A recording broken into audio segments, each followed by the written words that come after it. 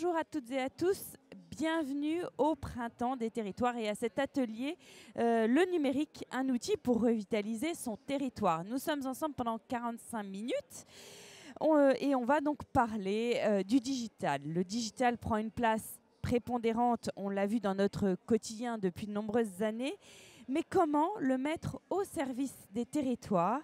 Quels projets existent dans le domaine de la santé, de l'éducation, de l'insertion pour à la fois répondre aux besoins des territoires et le développer, le revitaliser? Il existe de nombreux outils numériques favorisant la participation citoyenne et permettent aux villes de se développer. Et nous allons justement voir quelques-uns de ces outils avec mes invités. D'abord, François Panouillet, qui est chargé de mission innovation territoriale donc, à la Banque des territoires. Également, à ses côtés, Marion 300, qui est la chef de projet des petites villes de demain, de la ville de Dourdan. Vous nous direz comment vous avez eu recours à un des services de l'offre Purpose proposé par Cap Collectif, puisque, pour expliquer, Cap Collectif, c'est une start-up qui a été lancée en 2014 et qui a créé une plateforme numérique pour répondre aux besoins des acteurs à la fois publics et mais aussi privés qui souhaitent solliciter les habitants dans leur prise de décision. Et en novembre dernier, pour accélérer la transition numérique, l'État, en partenariat avec la Banque des territoires, a lancé le programme des petites villes de demain. François Panouillet reviendra dessus tout à l'heure.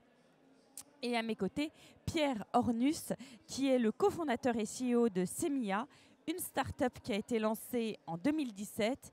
Pierre, vous avez mis en place en point une solution pour limiter l'impact des déserts médicaux.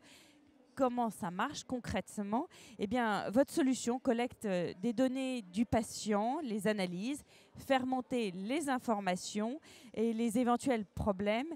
Et la finalité, c'est que quand le médecin reçoit son patient, il a un dossier médical complet et peut parfaitement bien le soigner et prendre plus de temps plutôt que pour soigner son patient, plutôt que la paperasse administrative. Il se délègue donc de toutes ces tâches-là. Aujourd'hui, c'est plus de 2000 patients qui sont suivis par votre solution et plus de 100 soignants qui l'utilisent. Merci à tous les trois d'être là ce matin avec nous. D'abord, François Panouillet, quels sont les apports du numérique pour le territoire?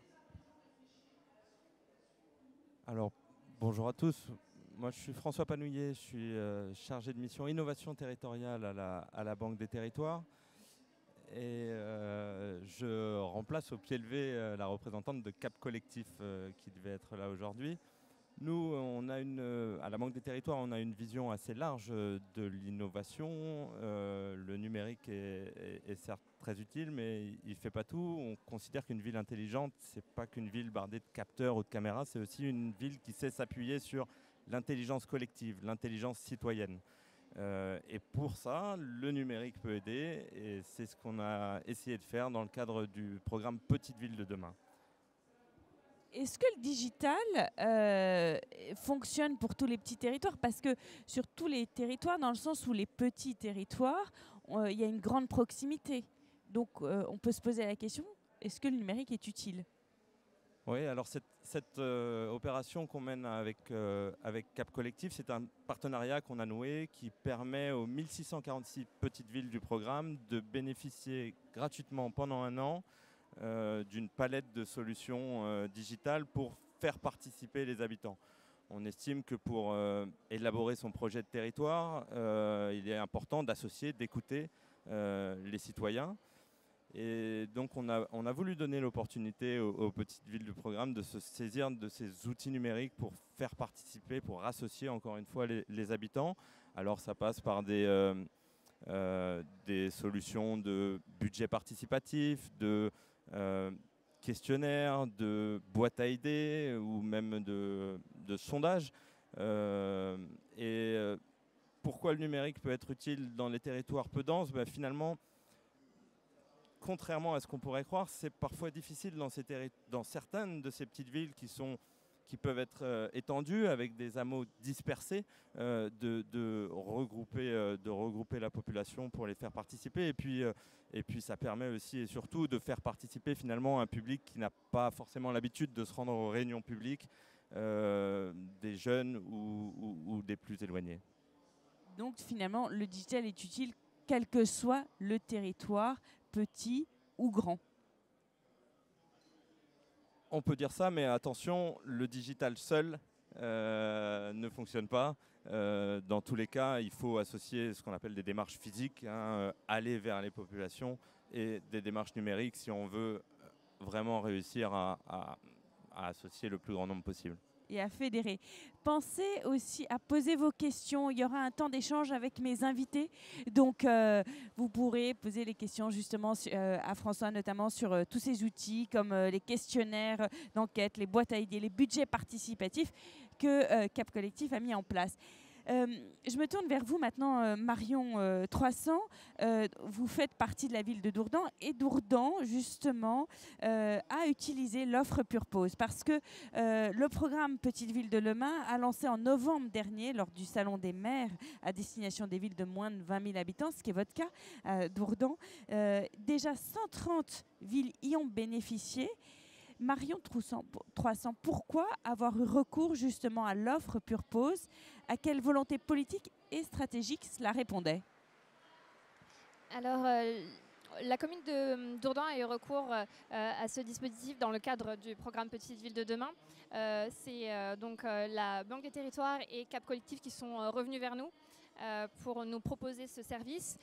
Déjà, dans le fonctionnement de Petite Ville de Demain, donc c'est plurithématique et l'objectif c'est d'améliorer le cadre de vie. Et on incite beaucoup à la prise en compte de la vie d'une multitude d'acteurs, dont la population. Et la question pour une ville comme une petite ville comme nous, 10 000 habitants, c'est comment on arrive à associer la population. Donc on a les outils classiques. Mais comme la Banque de Territoire le disait, l'important aussi, c'est d'avoir des outils complémentaires. Et pour les élus d'Ourdan, c'était de toucher des gens qu'on n'arrive pas à toucher d'habitude et d'avoir un panel d'outils divers, aussi bien des outils physiques que des outils numériques. C'est grâce à c'est grâce à Cap Collectif qu'on a pu avoir cet outil et avoir un outil à la fois facile et ludique à utiliser. Alors, quelles sont les questions que vous avez posées pour votre questionnaire concrètement? Comment ça s'est passé? Alors, Cap Collectif nous a formés pour l'utilisation de cet outil. Et donc, on a on a utilisé l'outil qui s'appelle donc le questionnaire. Vous avez plusieurs outils à votre disposition dans la plateforme qui s'appelle Purpose. Mais nous, on a pour l'instant commencé avec le questionnaire justement pour prioriser et avoir un retour des habitants sur certaines questions qui nous intéressaient. Donc nous, on a posé 71 questions. 71 questions, pardon. Et l'objectif, c'était d'avoir plusieurs thématiques. Donc, on peut avoir des questions sur l'espace public. Est-ce que vous voulez que... on peut avoir des questions très précises du type est-ce que vous voulez que telle rue soit piétonne pendant les beaux jours? Ce genre de questions nous intéressait. Comment vous voyez le devenir de tel lieu? Ça pouvait être des questions.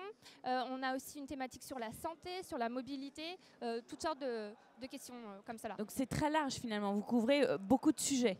Oui, voilà. Et est-ce que l'outil a été simple à utiliser? Alors oui, c'est grâce à la formation, on a été accompagné pour la création de chaque question. Oui, c'était très simple, très ludique et ça permet de proposer un outil agréable et facile à utiliser pour les habitants et les usagers de manière générale. Est-ce que vous avez donc été satisfaite apparemment? Oui, par cet outil. Vous comptez le réutiliser, Marion, pour la suite? Oui, donc nous, vraiment, c'est tombé à pic. Au moment où la Banque des Territoires proposait cet outil, c'était vraiment, on réfléchissait à comment proposer quelque chose qui soit facile pour nous, puisqu'on n'a pas de service dédié, on n'a pas de moyens importants. Donc l'objectif, c'était vraiment d'avoir quelque chose de pratique et de facile. Et donc, on était plutôt satisfaits. Les élus sont très contents. Là, on a eu, donc, pour un questionnaire avec une population de 10 000 habitants, on a eu 534 réponses. Donc ça peut paraître faible, mais en fait, c'est 5% des ménages. Et en fait, c'est plutôt... nous, on était très contents du résultat. Les élus sont très contents du retour. Ils ont eu vraiment des réponses précises sur des sujets qui les intéressaient. La population leur a permis de témoigner à la fin du questionnaire pour avoir un peu leur avis. Beaucoup d'avis positifs, ils étaient très satisfaits. Pardon. Donc à la fois les élus ont été satisfaits et aussi les habitants, si je comprends bien. Oui, et j'ajouterais les techniciens. Nous, on était ravis de pouvoir avoir des précisions sur des choses. Enfin, l'important de cet outil-là, c'était pour nous de prioriser. En fait, on a, grâce à Petite Ville de Demain, l'occasion de faire de multiples actions qui sont très diverses. Mais est-ce que je priorise la mobilité douce? Est-ce que je priorise l'accessibilité, le stationnement? C'est des questions où, au final, au quotidien, c'est très précis et on avait besoin d'avoir ce retour d'expérience là-dessus. Dans le fond, ces outils numériques permettent d'avoir une plus grande proximité auprès de vos habitants? Oui, c'est un outil complémentaire. Donc nous, dans le cadre de Petite Ville de Demain, on a aussi fait des marches exploratoires, on a fait des ateliers avec les jeunes. Donc vraiment, on a utilisé le numérique comme un outil complémentaire pour pour toucher des gens qu'on n'arrive pas à toucher d'habitude. Voilà, c'était l'objectif. Il faut bien donc que souligner, comme le disait tout à l'heure François Panouillet, le digital c'est bien, mais il faut effectivement aussi un lien social. Il faut correctement l'utiliser pour permettre une belle proximité avec ses habitants. On vient de voir donc avec Marion 300 les outils du numérique pour la collectivité et dans le cadre du programme Petite Ville de Demain pour revitaliser les territoires. On va à présent parler d'un autre sujet qui est majeur, celui du désert médical, car là aussi, donc c'est un sujet qui doit être pris en compte pour revitaliser les territoires.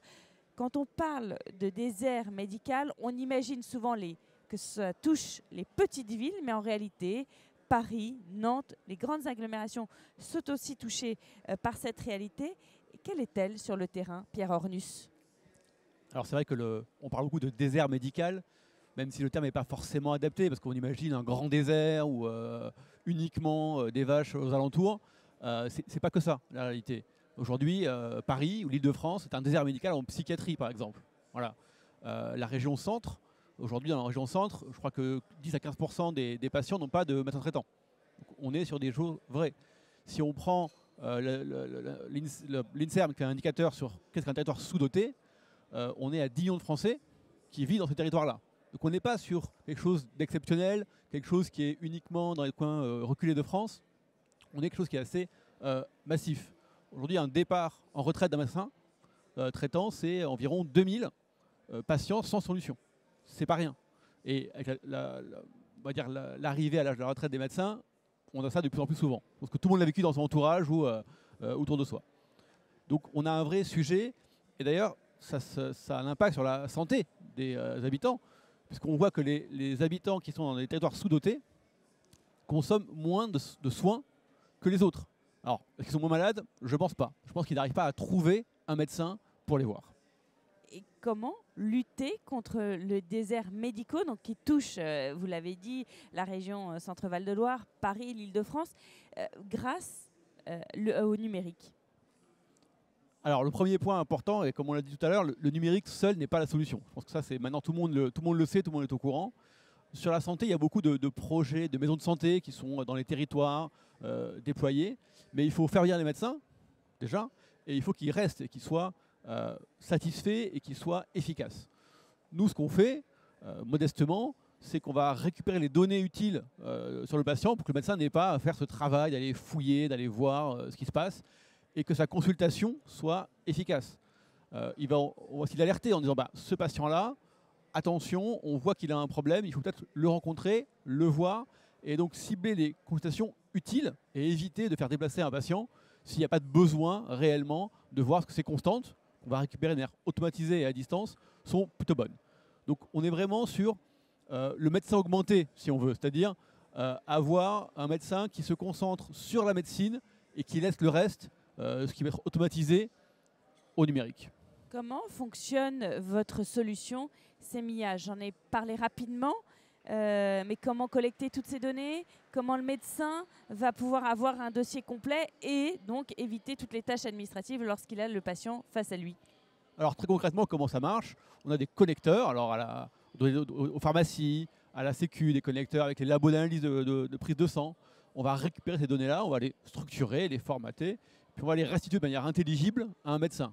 C'est-à-dire qu'au lieu d'avoir des grosses listes incroyables, on aura des graphiques, des alertes, on va dire attention, on voit que telle donnée de santé est en écart par rapport à la norme, donc on va pousser l'info utile, pertinente vers lui, plutôt que lui-même va aller fouiller dedans. C'est vraiment des connecteurs aux toutes les sources de données possibles et imaginables et une structuration, une restitution intelligible des données.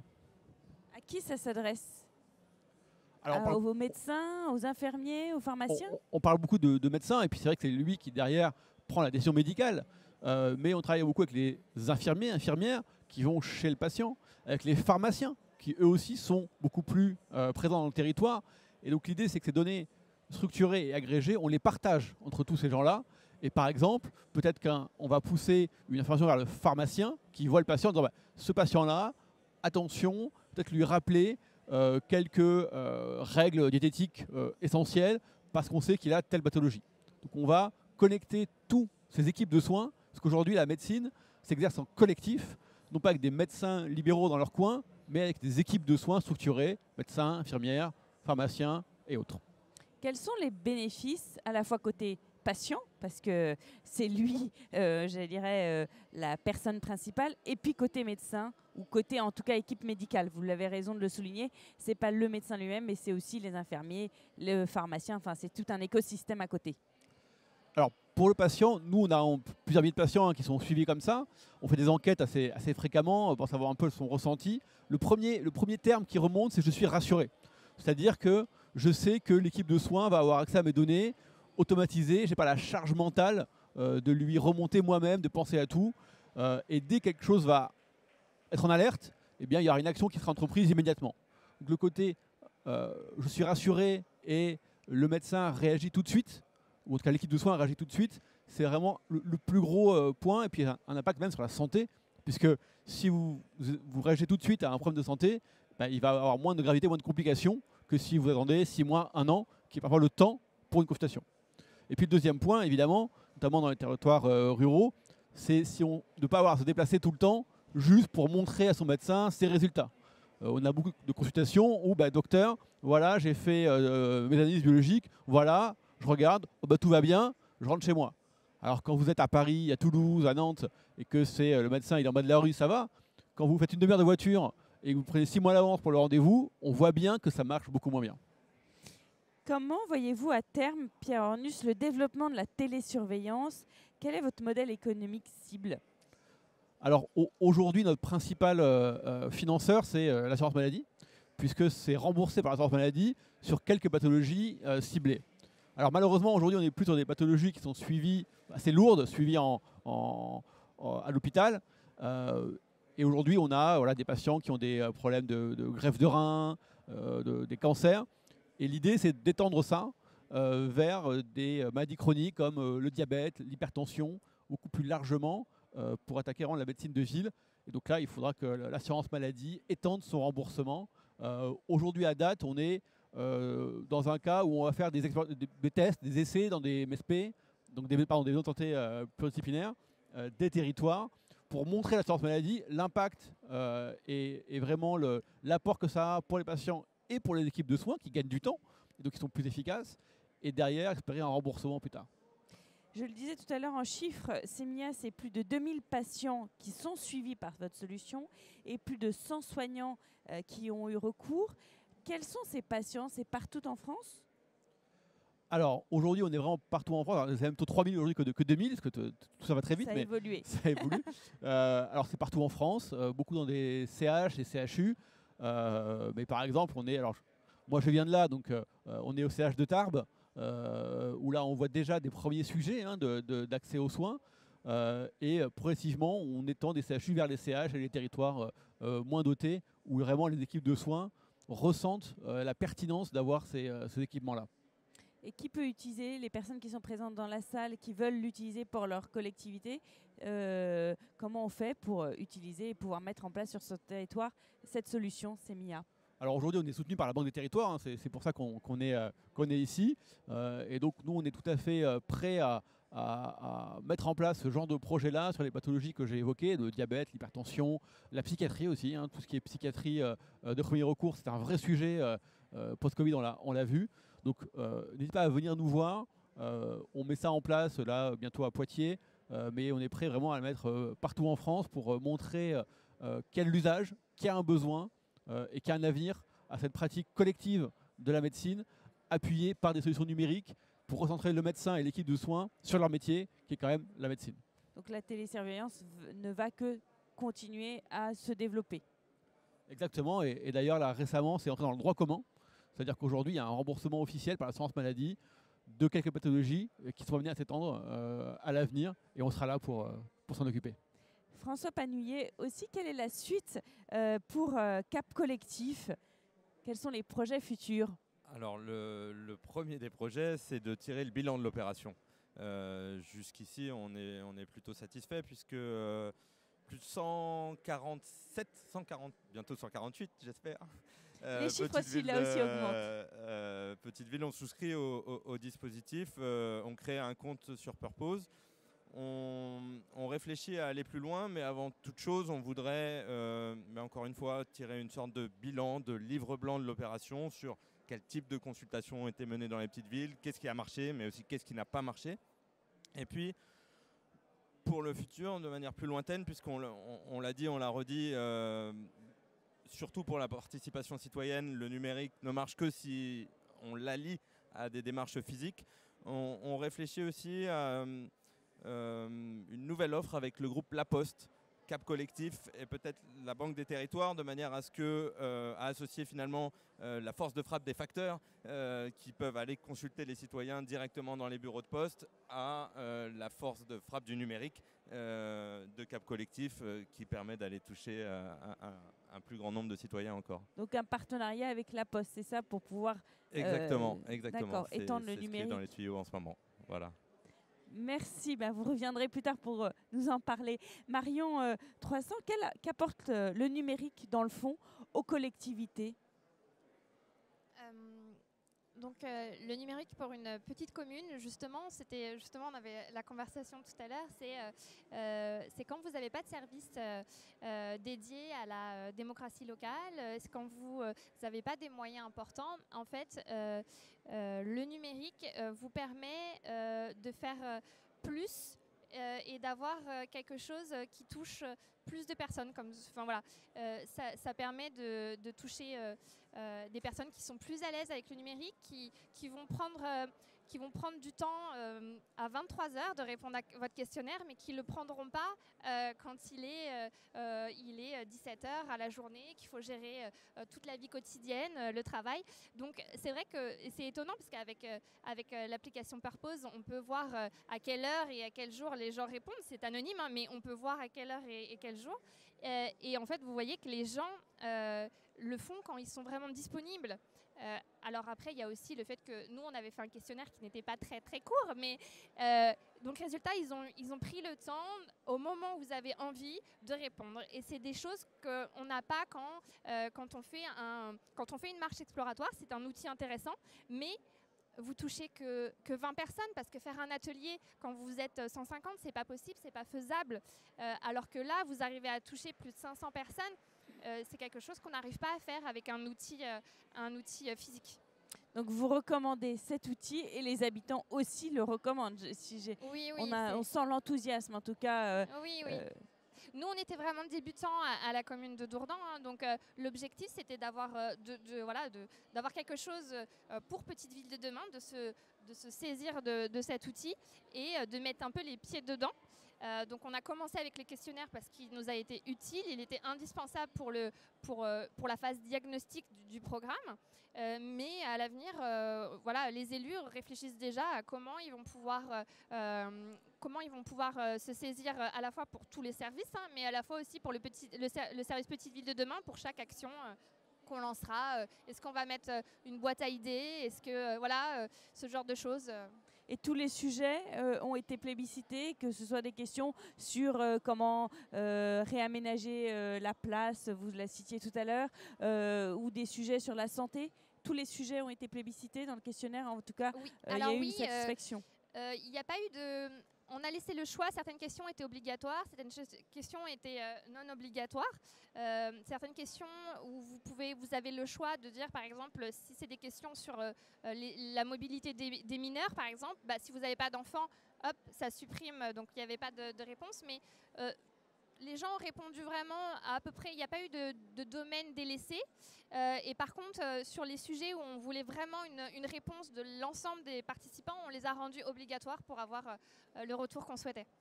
Quel conseil vous donneriez, Marion, sur la participation citoyenne, sur l'offre Pure Pose? Alors j'ai toute une petite liste, hein, mais je vais faire simple. L'important, c'est le temps, en fait, que ça prend. Peut-être que je ne l'avais pas anticipé. Le temps des allers-retours avec les élus, avec les autres services, avec la validation. En fait, tout ça a besoin de... Quand vous posez une question sur un questionnaire, donc chaque mot est important et l'objectif, vraiment, pourquoi vous posez cette question et qu'est-ce que vous allez faire de la réponse, elle est importante.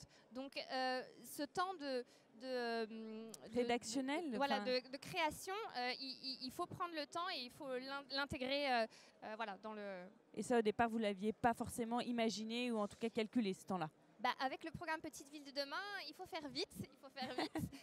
Donc on fait, mais c'était très intéressant et on a réussi à faire. Et voilà, on s'est mis un petit peu plus la pression, mais ça s'est fait. Vous, Pierre Ornus, quel conseil vous donneriez pour permettre une bonne télésurveillance sur les territoires? Je pense qu'il faut d'abord penser à comment organiser les équipes de soins. Il ne faut pas juste ouvrir des zones de santé. Il faut penser aux médecins, aux infirmières, aux pharmaciens, à impliquer tout le monde. C'est vraiment la clé pour avoir ce maillage idéal. Un médecin ne règle pas tout dans un territoire. Il faut vraiment penser à cet exercice collectif et partagé. Et c'est quelque chose qui, en plus, chez les jeunes médecins, est vraiment à la mode. Hein. C'est vraiment comme ça qu'ils veulent exercer. Donc il faut vraiment penser à cet environnement-là de collectif et de coordination entre les différentes professions. Là, il y a une réforme qui va mettre en œuvre le principe d'un assistant médical, donc quelqu'un qui travaille sous un médecin, mais qui va gérer certains aspects de coordination et administratif. Voilà, s'appuyer là-dessus pour vraiment mettre en place une structure d'exercice de soins qui va attirer les médecins, qui va les faire rester sur place, qui va les rendre efficaces et rendre un service à toute la population concernée. C'est tout un travail collectif, dans le fond? C'est aujourd'hui la médecine, un travail collectif. On est le médecin libéral dans son cabinet qui visite l'ensemble du territoire. Aujourd'hui, malheureusement, peut-être, ça n'existe plus.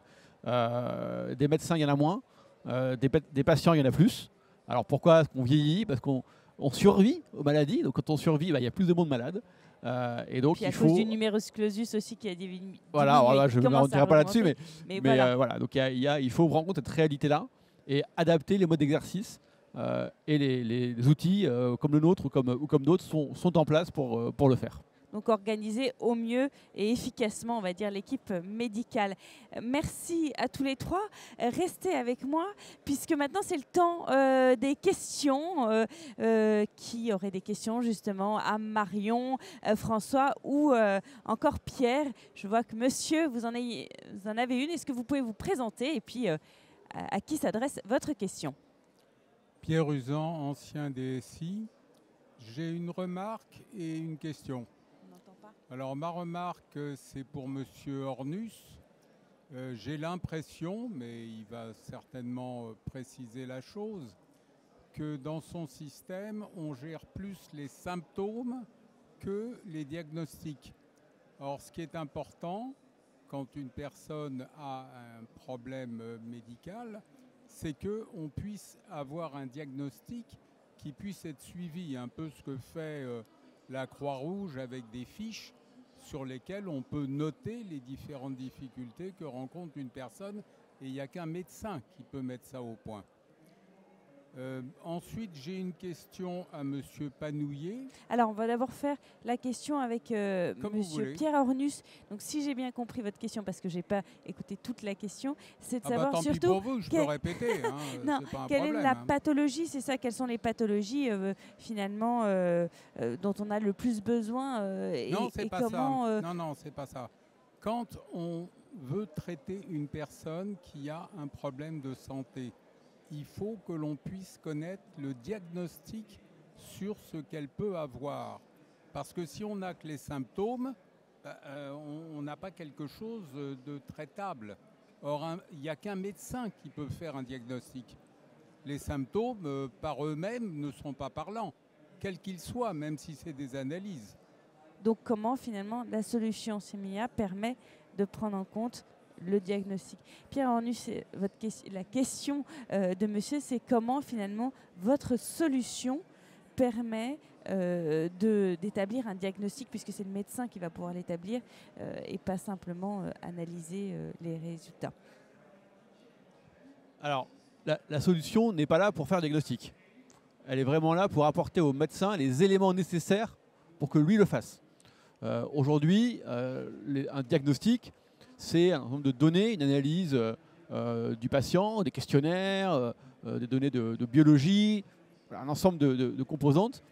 Mais c'est le médecin lui-même qui fait le diagnostic. On ne va pas remplacer le médecin. Le but, c'est pas du tout de le remplacer. Le but, c'est que toute la partie de collecte de données, de pré-analyse des données, soit fait en amont pour qu'il n'ait plus que lui à les consulter facilement et à faire un diagnostic. On ne va pas le remplacer là-dessus. On est vraiment une aide au médecin, un tableau de bord finalement, qui va monter automatiquement et avec quelques alertes, c'est-à-dire en gros, par exemple, il y a des protocoles de soins qui existent qui indiquent qu'il faut avoir, je ne sais pas, telle constante biologique en dessous de tel seuil, plus ou moins complexe. Hein. Et donc ça, on va l'alerter, mais le diagnostic posé officiellement sera par le médecin. On ne le remplace pas. On est vraiment en aide pour structurer les données. Aujourd'hui, la médecine et le diagnostic reposent beaucoup sur les données des protocoles. Et ça, aujourd'hui, c'est le médecin qui va aller prendre des papiers pour regarder les biologies depuis 3 ans, ce qui se passe. Nous, ça, on va le synthétiser et on va lui amener sur un plateau pour qu'il soit beaucoup plus facile pour lui de le faire. Donc on n'est pas là pour le remplacer, on est là vraiment pour l'aider dans son travail. Je ne sais pas si ça répond à la question. Pas vraiment. Ah bah oui, mais on va engager un dialogue à ce moment-là. Il y a sûrement d'autres questions. Vous aviez aussi une question à François Panouillet, donc chargé Oui, je de voudrais mission savoir innovation territoriale. qu'est-ce que la Banque des territoires apporte aux petites collectivités sur le problème de la cybersécurité.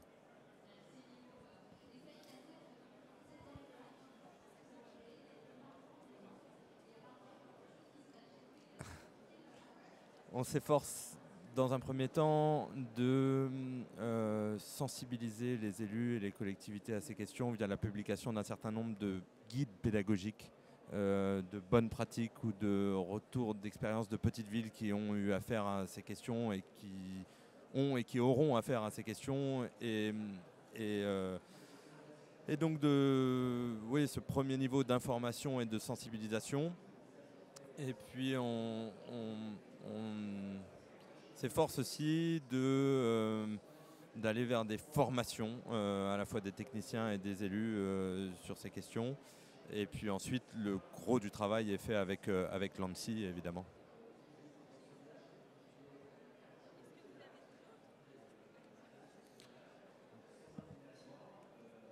Bonjour, déjà merci à vous pour votre intervention. Alors moi j'avais une question pour Madame 300. Donc dans un climat post-Covid qui a beaucoup impacté la société, est-ce que vous avez des projets pour revitaliser les liens sociaux et du coup revitaliser votre territoire? Sur notre territoire, on a une grosse problématique sur l'espace public. Et ces espaces en fait qui justement manquent de liens, qui sont un peu des ruptures, ce qu'on peut appeler des coupures urbaines, mais à la fois physique, mais ça peut être juste visuel, et qui ne permettent pas de relier ces espaces. Donc oui, on travaille là-dessus, justement pour réduire ces effets de coupure. On a aussi l'objectif de créer des espaces avec une plus grande convivialité. Donc en fait, Dourdan, c'est une ville ancienne, historique, avec la place de la voiture qui a pris beaucoup de place. Et on manque d'espace parfois un peu ludique, un peu agréable, des terrasses. Et ça s'est vu dans le questionnaire, en fait. Ça vraiment, c'est ressorti où les gens ont vraiment un besoin de s'approprier l'espace public pour se poser, avoir des bancs, des terrasses, des espaces vraiment de convivialité. Oui, c'est un enjeu, ça aussi. D'accord, merci beaucoup. Et dans le cas des liens sociaux, c'est-à-dire entre les personnes de la ville, bon, là vous avez parlé d'infrastructures, mais est-ce que vous avez des projets plutôt pour les personnes, pour les habitants de votre ville, pour les reconnecter entre eux? Alors oui, on a tout un axe sur les équipements publics, au travers des équipements publics. Donc l'objectif, c'est éventuellement de créer un véritable centre socioculturel et de l'améliorer justement pour répondre aux besoins des associations, pour répondre aux besoins des personnes avec des particularités ou des besoins particuliers d'accompagnement. Dans le cadre de Petites Villes de Demain, la première action mature qu'on a menée, c'est l'ouverture d'une France Service, dont l'objectif c'était à la fois de proposer un accompagnement à l'usager, de mieux le former sur le numérique, mais aussi pour la ville de Dourdan, en fait, ça ramène du flux. L'objectif aussi, c'est ça, de ramener du flux, de créer un espace un peu identifié en centre-ville. Et donc ça, c'est une des actions, par exemple. Mais en fait, là, on est encore dans la phase de diagnostic. On a 18 mois pour faire la phase de diagnostic. Et là, d'ici le mois d'octobre, on discutera lors d'un séminaire avec l'ensemble des élus de toutes les actions qui sont assez larges. On a un panel assez important d'actions pour améliorer. L'objectif de Petite Ville de Demain, c'est améliorer le cadre de vie. Donc, quoi qu'il arrive, ces actions rempliront cet objectif. Oui, bonjour, Georges Matissard de la Seine-et-Marne. Je voulais poser une question à M. Panouillet, s'il vous plaît. Juste savoir si la solution Cap Collectif est open source ou une solution propriétaire. La première question, et j'ai vu qu'en 2022, ils avaient ouvert, et ça a été c'est vous qui leur avez demandé de le faire pour que ce soit un petit peu plus free, entre guillemets. On en a parlé avec eux, mais on a des parts dans Cap Collectif, on en a parlé avec eux. Je crois qu'ils font le constat aussi que de plus en plus de collectivités lancent des marchés dans lesquels on demande des briques open source. Vous êtes bien renseigné, Cap Collectif. Encore une fois, je ne suis pas représentant de Cap Collectif, mais ils s'apprêtent à pivoter pour ouvrir leur code, voilà, de manière presque, peut-être pas autant que Decidim, mais voilà.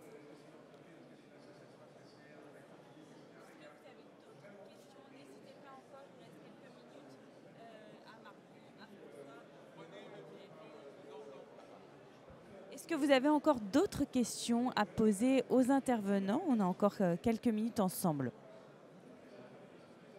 Alors moi, j'en ai une... Pierre, pardon. Voilà. Je ne voyais pas, madame, excusez-moi. Bonjour, une question pour Pierre Ornus. Vos liens avec le DMP, quels sont-ils? Dossier médical partagé.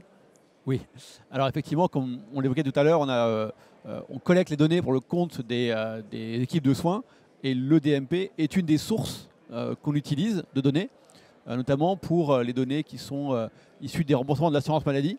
Aujourd'hui, quand vous avez une pharmacie, vous avez votre carte vitale à la pharmacie, l'assurance maladie récupère l'information et donc la donne au médecin à leur disposition pour qu'ils puissent avoir l'information. Donc nous, on s'appuie là-dessus pour transmettre au médecin cette information-là, qu'on va restructurer. Donc c'est une des sources de données qu'on a. Ce n'est pas la seule, parce qu'il y a beaucoup d'autres données qui ne sont pas présentes dans le DMP, dans ce dossier médical partagé, mais c'est effectivement une des sources importantes pour nous de données sur lesquelles on va s'appuyer pour les restructurer et les restituer aux équipes de soins. D'autres questions que je n'aurais pas vues? Pierre Ornus, quelles sont les pathologies qui ont le plus besoin finalement de cette solution Semilla, ou qui permettent en tout cas de les traiter au mieux? Alors aujourd'hui, on est beaucoup sur des pathologies qu'on dit chroniques, c'est-à-dire qui nécessitent un suivi dans le temps, à long terme. Alors on peut parler par exemple de la maladie rénale chronique, c'est-à-dire des problèmes de reins, où en fait il y a quelques indicateurs importants, biologiques, qu'il faut suivre régulièrement pour pouvoir adapter le traitement si besoin. Et donc ça se fait bien à distance. Quand certains seuils sont dépassés, on alerte l'équipe de soins qui peut modifier le traitement à distance pour adapter le protocole de soins à la pathologie. On a tout ce qui est aussi à la psychiatrie, notamment les patients bipolaires ou dépressifs, tout ce qui est cardiovasculaire, notamment suite à un AVC. Il y a un suivi à long terme. Quand on fait un AVC, on a un risque de récidive. Et donc il faut s'assurer que les différentes constantes, que les traitements soient bien pris, que les constantes soient bien suivies. Et donc ça c'est fait de manière automatisée pour le médecin, qui n'a plus qu'à prendre connaissance du protocole suivi ou pas et de le modifier s'il y a un problème. Donc c'est les maladies chroniques, cardiovasculaires, diabète, psychiatrie principalement. Dernière question, Marion 300, à moins que dans la salle. Marion 300, donc le numérique, vous allez avoir recours encore plus pour revitaliser votre territoire?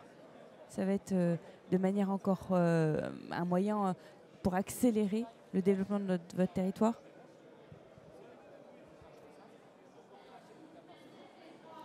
Alors, je pense que le numérique nous permettra plus facilement de lancer certaines actions qui peuvent être de petites actions.